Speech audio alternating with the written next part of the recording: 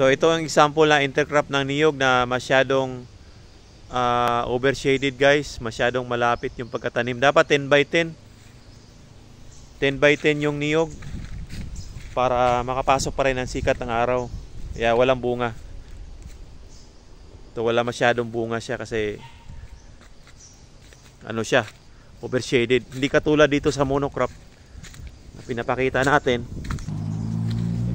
Ito monocrop. Hindi po masyado inaalagaan ito. Wala rin masyadong abono. Minsan lang pero ang lakas mamunga oh.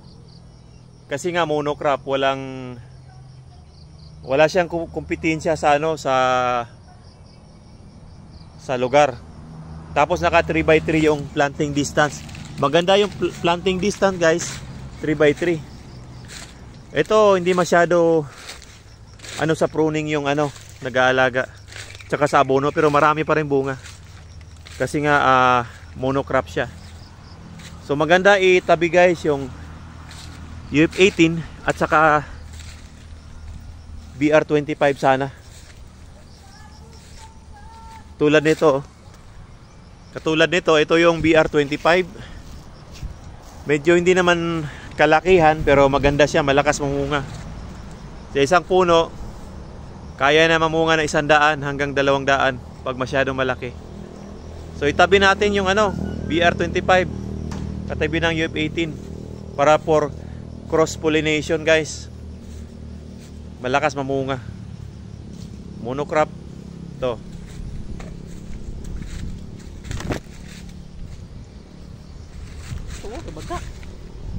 Ayun nga, ito nga. So ito yung si Balong, nag-aalaga long. Ilang taon na to long? Sana sa mga 8 ni. 8 years old no?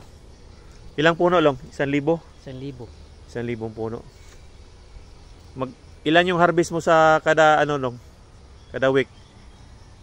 15-30 man ang harvest. 15-30. Mga 200 kilos. 100 kapin. 200 kilos guys every harvest. 1,000 ka puno. Oh, 1,000 ka trees. So hindi masyadong naaalagaan lang no. Tama lang. Tama lang. Walang abono, wala rin pruning. Ano lang, normal lang. Pero malakas pa rin mamunga oh. Tingnan nyo oh. Kasi monocrop.